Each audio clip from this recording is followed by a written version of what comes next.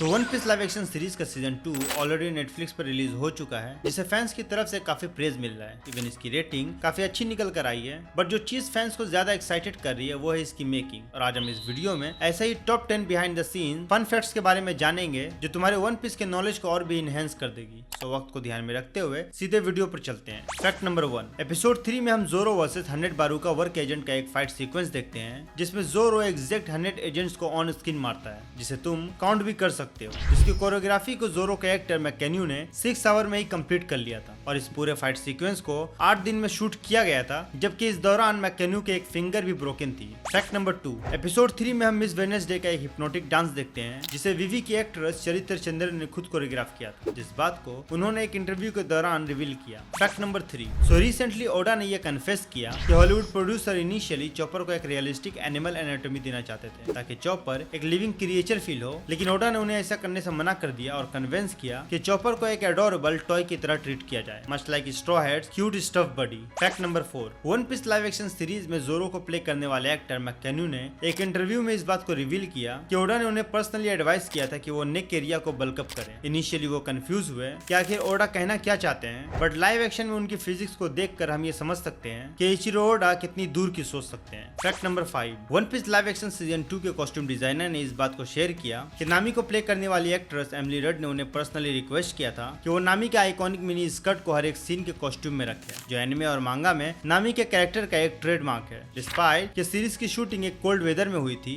And producers ने उन्हें request किया था ऐसा ना करने के लिए, बट एमिली रड ने कहा that she wanted the character to look as true to the original as possible with respect to the manga. Fact number 6, season 2 के एपिसोड 6 में हम तशिगी वर्सेस मिस्टर 11 का एक ऑन स्क्रीन शॉर्ट फाइट देखते हैं, जिसे एनिमे और मांगा में ऑफ स्क्रीन ही निपटा दिया गया था, जबकि यहाँ इस फाइट को एक फैन सर्विस के तौर पर रखा गया है वन पीस फैंस के लिए। फैक्ट नंबर 7, एपिसोड 6 में हम जो मिस थर्सडे को देखते हैं उसे ना ही कभी मांगा में शो किया गया और ना ही कभी एनिमे में, जिसका मतलब ये कैरेक्टर एक लाइव एक्शन ओनली कैरेक्टर है, जिसे नेटफ्लिक्स ने स्पेशली क्रिएट किया है वन पीस फैंस के लिए, क्योंकि एनिमे के एपिसोड नंबर 91 में और मांगा के चैप्टर 155 में सिर्फ इसका नाम ही मेंशन किया गया था, जब वीबी बारूका वर्क एजेंट्स एंड उसके वर्क को एक्सप्लेन करती है। इसके अलावा ना ही कभी इसका अपीयरेंस हुआ और ना ही कभी इसके पावर का जिक्र हुआ। हालांकि इस कैरेक्टर के डिजाइन को इचिरो ओडा ने खुद क्रिएट किया है, इवन इसके पावर को उन्होंने ही चूज किया। एंड फन फैक्ट ये है कि ये कैरेक्टर मिस्टर 4 की लिटिल सिस्टर है, और इसके पावर को बेसबॉल से एसोसिएट बस इसलिए किया गया ताकि दोनों सिबलिंग्स एक साथ बेसबॉल खेल सके, क्योंकि एनिमे में मिस्टर 4 एक बैटर है और लाइव एक्शन में मिस थर्सडे एक पिचर। हालांकि इस बात को रिवील नहीं किया गया कि ये एबिलिटी किसी डेविल फ्रूट की वजह से उसे मिली है या फिर ये नेचुरल है, बट अब क्या फर्क पड़ता है, जितनी जल्द इसे इंट्रोड्यूस किया गया स्मोकर ने उसे उतनी ही जल्द क्लीन बोल्ड कर दिया। और ऐसा नहीं है कि ये पहली बार हुआ है। सीजन 1 के फर्स्ट एपिसोड में हम मिस्टर 7 के कैरेक्टर को देखते हैं, जो जोरो को रिक्रूट करने आता है, बट जोरो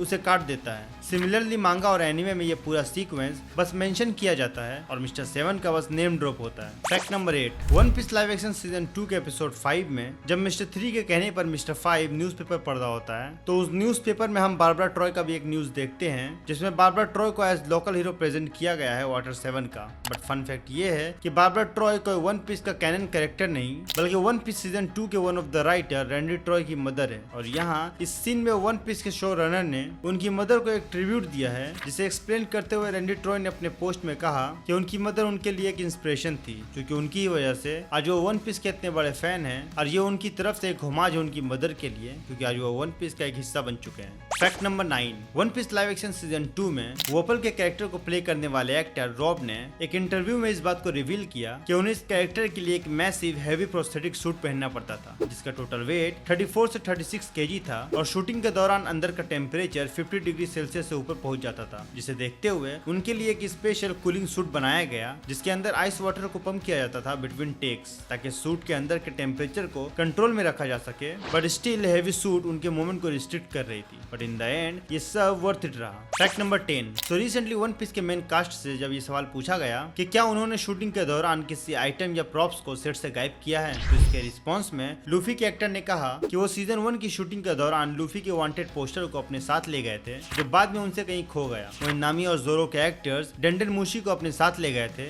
जो उन्होंने एज डेकोरेशन अपने घर में लगाया है, लेकिन इन सब में सबसे मास्टरमाइंड सांजी का एक्टर था, जो पूरा का पूरा सांजी का ड्रेस ही अपने साथ ले गया, including lighter and rings. But सबसे शरीफ या फिर कहूँ प्रोफेशनल उसोप था, जो वन पीस का लैंडस्केप चुराना चाहता था, बट अफसोस ये मुमकिन ही नहीं था। सो ये थी top 10 fun facts about one piece season 2 जो तुम में से बहुत ही कम लोगों को पता होगा। बाकी कमेंट सेक्शन में बताओ कि इनमें से तुमको कितने सारे फैक्ट्स पता थे और कितने नहीं, या फिर कोई और ऐसा फैक्ट है जो रह गया लिस्ट में। Do it in comment. तब तक के लिए be happy, be safe and bye.